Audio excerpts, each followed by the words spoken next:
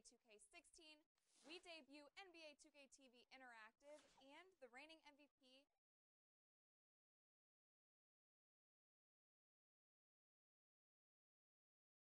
Steph Curry and the Warriors next game. I've been looking forward to this for a while now. You know they'll be running and gunning. And Steph's going to do 2 or 3 things that make you want to stop and stare. But we can't let that distract us.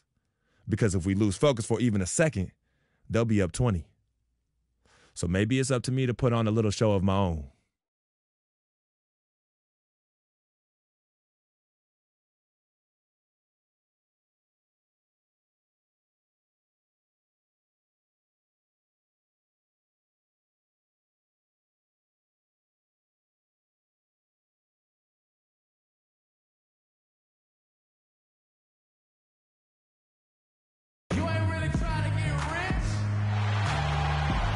The fading amber light gleaming over the Valley of the Sun here in Phoenix, Arizona.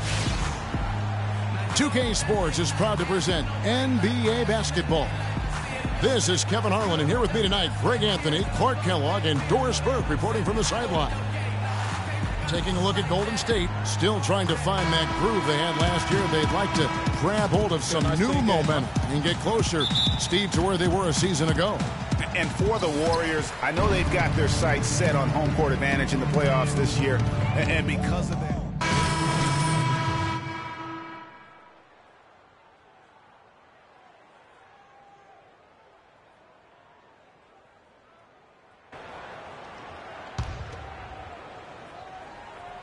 And it's the Warriors with the ball. It's a 5-point game. Their last game, a win against the Lakers, looking to carry it into this one. Yeah, and in that game, we saw a lot of sloppy play from the opposing offense. They coughed the ball up, a lot of unforced turnovers. And that did make things relatively easy for them. You know, it's nice to get a win and not have to work too hard for it. And guys, Andre Iguodala entered this league as an athlete with raw skill. And bit by bit, though, he refined his game over the years, except in the one category, free throw shooting. In that one area, he was much better over the first 5 years of his career than he has been the last 5. They hold the early advantage on the glass.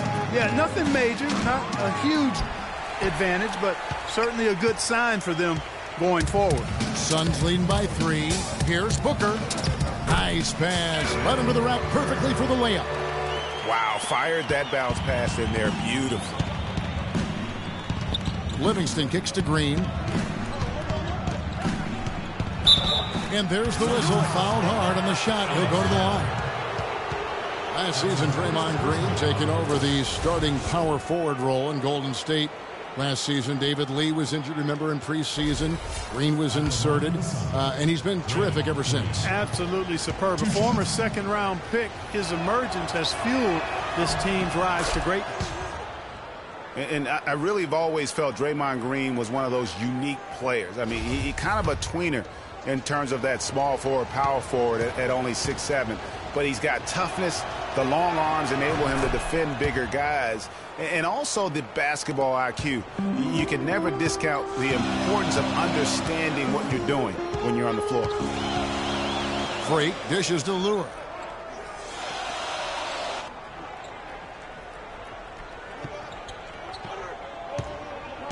It's Freak, top of the key. 5 to shoot. Nice jump shot from the top of the key. And with Draymond Green, he can defend inside. He can cover on the perimeter. I mean, his versatility at both ends of the floor also a huge asset. And you can't have a higher basketball IQ than he does. It really helps him excel at all facets of the game. Wow, risky shot there size-wise, but the incredible skill that he possesses allows that one to go. Well, the quick high release negated any height disadvantage he had right there. And it's Freak missing. That's one he knows he should have drained. Just 1 second between the shot clock and game clock. Oh, that's blocked. But they recover it. Outside, Green. Can't tie it up as that one's no good. Now, here's Warren. He hasn't yet put up any points in this one. And he gets it to go.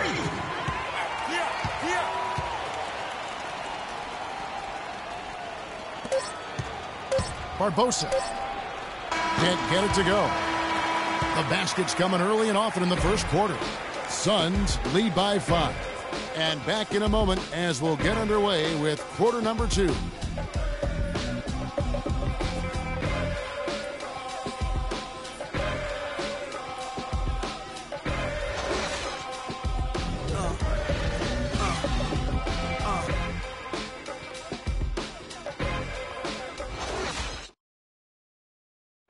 And Tyson Chandler, known for being a great teammate, a very vocal leader certainly, he talked about how important it is for an NBA locker room.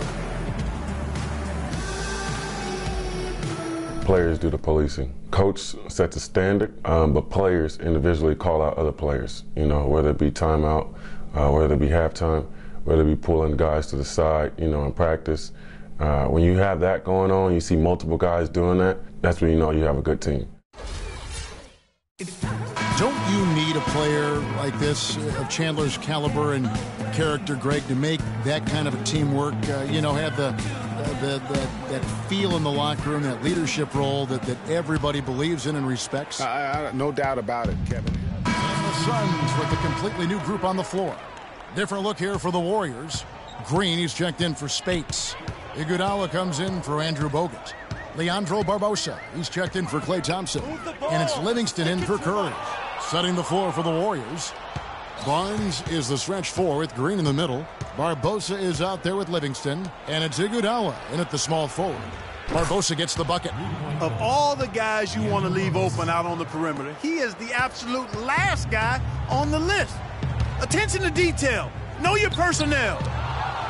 It was the season of destiny, and the Warriors certainly followed through. Clark, the best team in the league all year, and they finished the job beating the Cavs in the finals. And they were on a mission from the get-go. They would become another team to win 65 games or more and win the finals. Impressive work. Really strong rebounding on the interior, and he gets the easy putback. Here is Livingston. Barnes up top. It's hauled in by Warren. And for the Warriors, they had tough opponents the whole way. I mean, the Pelicans, Grizzlies, and Rockets, they all put up fights. The Cavs in the finals were just as tough with LeBron, but the Warriors found a way to come through.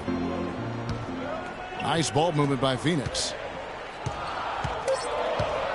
The Suns need to get a shot off.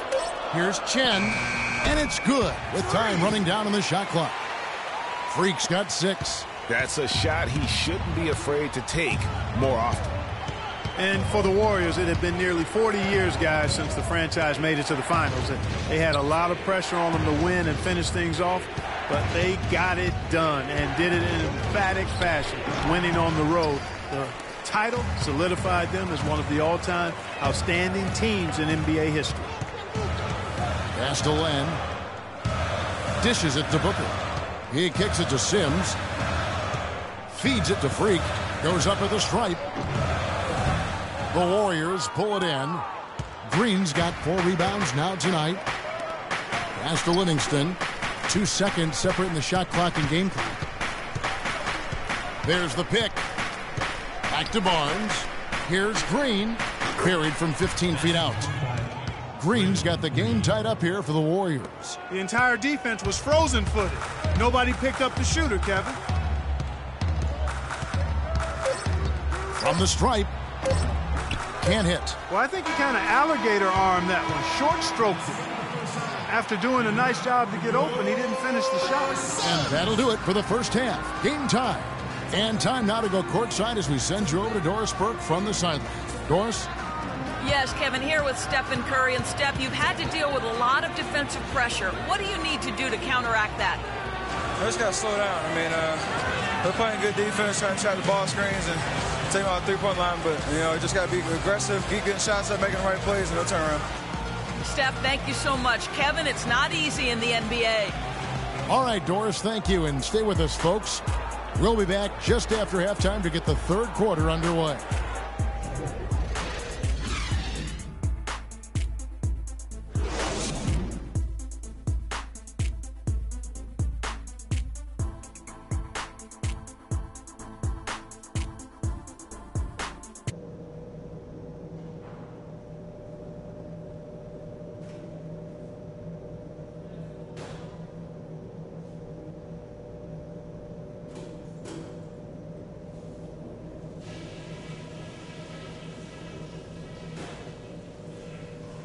Okay, guys, let's focus and get down to business. Now, here's a few things I took away from the first half.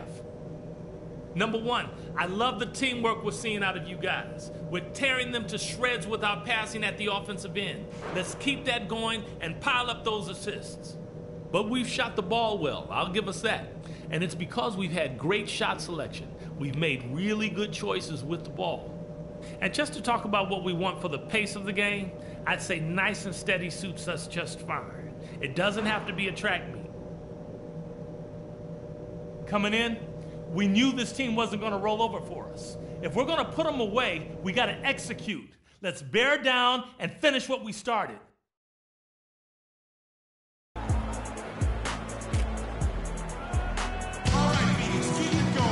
And now the start of the second half. Neither side jumping out ahead through the first 2 quarters.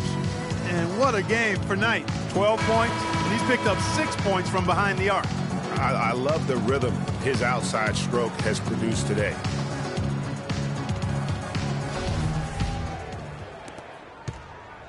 The Warriors shooting in a decent. Some changes here for the Warriors. Andre Iguodala is checked in for Spates.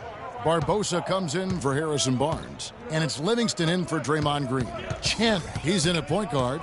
Henry Sims out there with John Lewis. Then there's Warren, and it's Booker in at the 2-guard spot. So that's the lineup on the floor for the Suns. And Curry, here we go. That's good. Curry's got 36. That one will seal the deal there. They've exploded here at the end. Boy, I love the serious killer instinct they've shown, finishing strong. Chen. It's good from the top of the key.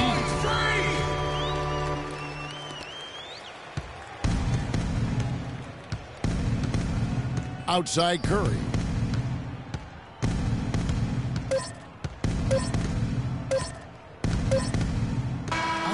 So we see the Warriors taking the game here. And in the win, a comfortable win in what was, I think, a pretty hostile environment. It really was. You know, it's never going to be easy on the road, but they didn't have too many problems with that tonight. And now let's catch up with Doris Burke, who's standing by on the sideline. Doris?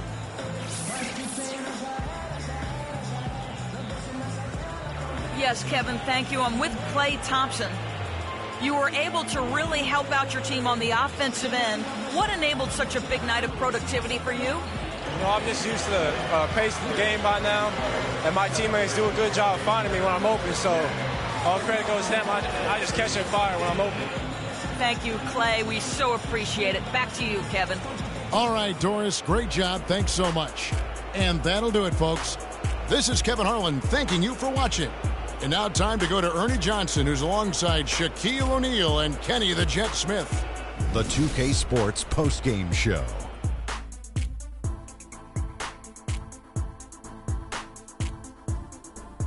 Hi again, everybody. This is Ernie Johnson, joined by Shaquille O'Neal and Kenny the Jet Smith. Time now to present our Jordan Player of the Game, Stephen Curry. He just put it completely out of reach in the fourth quarter. It was as if he was saying, okay, enough fooling around. I'm taking over now. I will say this about Steph Curry.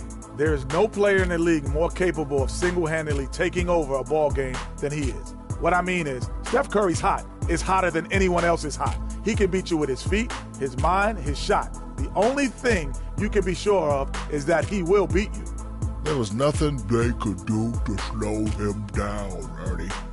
Man, you go into a building on the road and completely control the action like he did.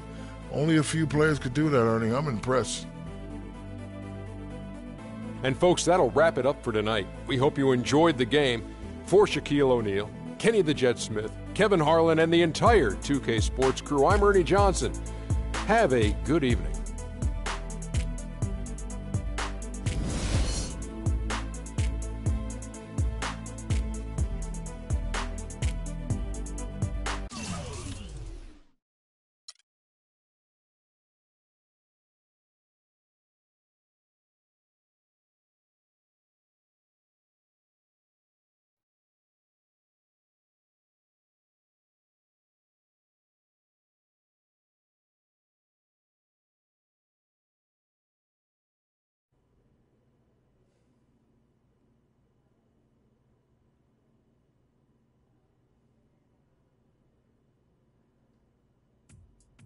What a life, eh, freak?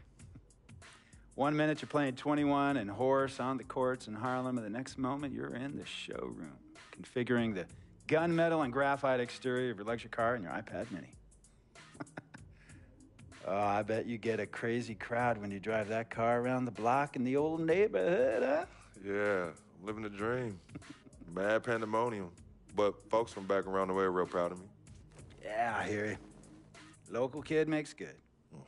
You know, it kind of reminds me of when I took my tech stock public and I rang the New York Stock Exchange bell, and my mom's friends called her up and said, "Maggie, is that your son on Bloomberg News this morning ringing the bell?" And my mom says, "Yes, sirree, Bob, it was him." That was a great moment, freak. And you know, our lives are like a pearl necklace of great moments, all strung together with the finest silk thread of memories.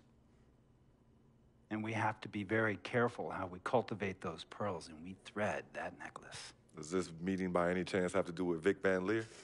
I grew up in the burbs, freak. I wasn't poor, upper middle class, comfortable. My daddy worked as an accountant for one of the largest insurance firms in the country. Smart with his money. Mom didn't have to work. I went to boarding school. And then my dad died of a heart attack when I was a freshman at MIT. I was a movie geek, wanted to be a civil engineer, but I made my fortune by becoming a hybrid of both those interests. My dad didn't want me to be an accountant. Oh, listen to this. My best friend was a guy named Isidore. Yeah, we called him Izzy. He was one of the smartest human beings I have ever met in my life. I mean, Izzy was taking second-year college calculus courses as a high school sophomore, right? Straight-A student, full ride to MIT. Izzy had the world at his fingertips. But he was always looking for trouble, and trouble found him. He ran with the wrong crowd. And when we got to MIT, he got this great job working for a financial consulting firm in Boston. But every weekend, he would fly to Vegas. You see, Izzy had a system for counting cards in Vegas that had the big casinos on the Strip. Oh, it's stymied. He would come back to MIT with suitcases filled with $200,000 in cold cash. What? Yeah. So your man Izzy was getting hit off like that? Like a fat rat in a cheddar cheese factory, freak. Okay, so what happened to this dude Izzy? Because he's dope. No, not dope. Dead. After he'd been missing for 3 weeks, the Nevada State Police never found hide nor hair of Isidore. And our friendship took a hit when he asked me to hang out with him in Vegas, and I said I wouldn't do it because I knew he was on a dark and twisted path in his life. And yes, he was my dude. But no way was I gonna throw my life away trying to show my loyalty to a guy who really and truly didn't understand what loyalty was all about. So this meeting is about Vic. Correctamente. Okay, well, sir, Vic isn't Izzy. And why's that, freak? Well, for one thing, you and your dead friend Izzy didn't grow up poor. Me and Vic grew up in a neighborhood where we had to look over our shoulder every 2 seconds to make sure nobody was going to walk up on us and rob us. True. Izzy and I did not grow up in the hood. But we, like you, thankfully grew up in a 2-parent household. But even that wasn't enough for Izzy. He wasn't satisfied. He was always looking for a 5-alarm fire when he already had the warmth and comfort of a loving family. This is not about class warfare, freak. This is about the consequences of making bad choices and risking it all when you feel like you have nothing to lose. Vic is like a brother to me, sir. But you shouldn't be Brother Vic's keeper, freak.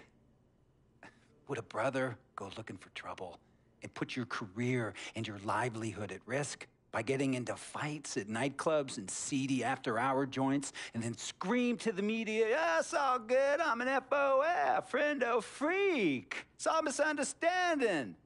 Y'all be haters, don't hate my game."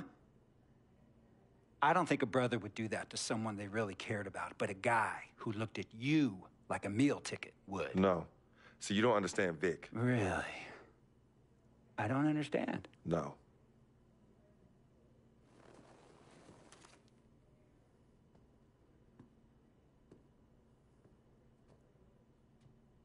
Look, man, it was a misunderstanding with the guy in the next VIP booth.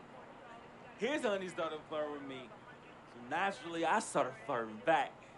Next thing I know, Captain Cornball's off my grill piece beefing. Next thing he know, he got a 2-piece and a biscuit on his left eye. Hey, I don't know who hit him, and it damn sure wasn't me. Hey, Captain Cornball's mad because I'm an FOF, friend of freak. Hey, but check this out, though. He needs to train that hottie before he leave the house, though.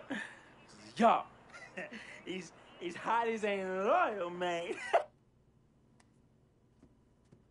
What's there to understand? Are you freaking blind?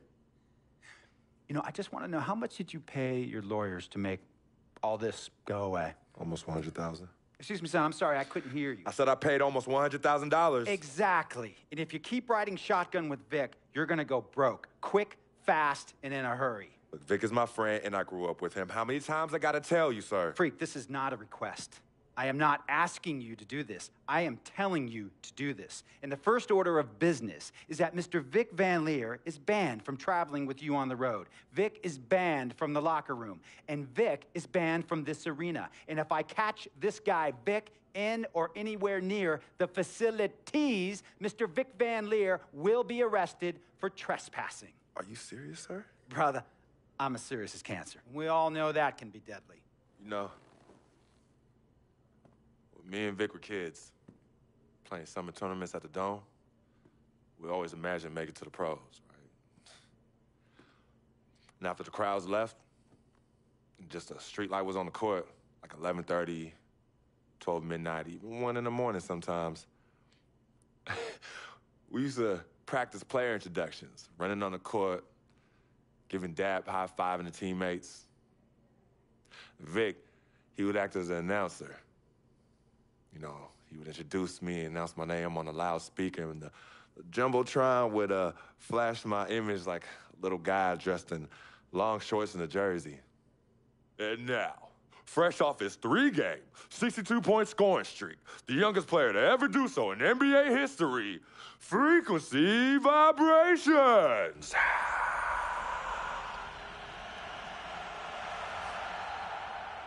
So me and Vic would sit in those empty bleachers at the Dome and dream like nobody's business. And now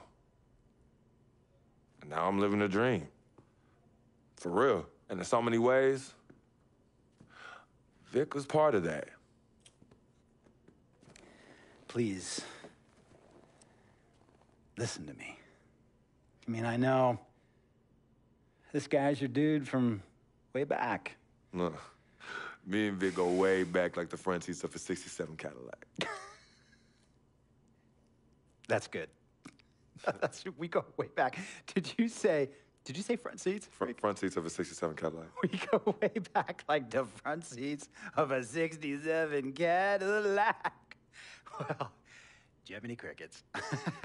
I'm going to be the hit once again at Herbie Allen's Sun Valley Shindig because my fellow billionaires love it when I walk and talk that talk. So that almost sounds... No, let me tell you exactly what it sounds like. I respect, admire, and most importantly, love you as a human being and a role model. But I pay you a lot. And I mean, I pay you a lot of money to play for my team. And I am in this game to win it. And you can't win it with an albatross around your neck like Vic. So Vic is done. History. And here's some more lingo that I picked up from a former megastar who used to play for me several seasons ago. Thought I would never release him until I did. And now he's the sixth man on a struggling team in Venice. And yeah, I'm talking Venice with the canals and the gondolas and Harry's Bar, not the street ballers next to the fortune tellers on the beach in Cali. This guy used to tell me when he thought there was a player destroying our team, don't be a hero, cut that zero. And that is what I am telling you about Vic, freak. Don't be a hero, cut that zero. The only thing Vic brings into your life is headache and unwanted and unnecessary negative attention, and it will begin to affect your mindset. And when it affects your mindset, it's going to affect your play. And when it affects your play, it's going to affect my team. And when it affects my team, it's going to affect my money. And if it affects my money, Google Translate will become your new freaking friend. I want a championship ring, freak, and I want you to help me get that ring. And banners after banners hanging from the rafters in this arena. So, freak, hear me clearly and hear me good. V-G-G, Vic, gotta go!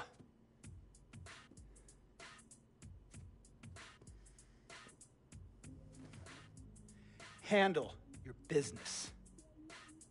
And remember, that contract you signed contains a morality clause, a very important clause that revolves around your conduct on and off the court and how it can negatively impact my team.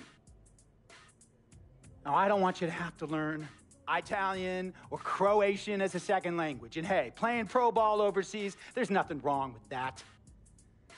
But the arenas are nothing like this, nor will the money be the same. And on top of all of that, this is the U.S. of A., the greatest freaking country in the world. Ask yourself, is Vic worth all that? Think about it. Think long, think wrong.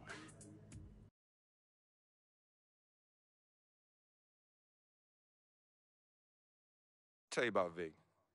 He has his bad rap.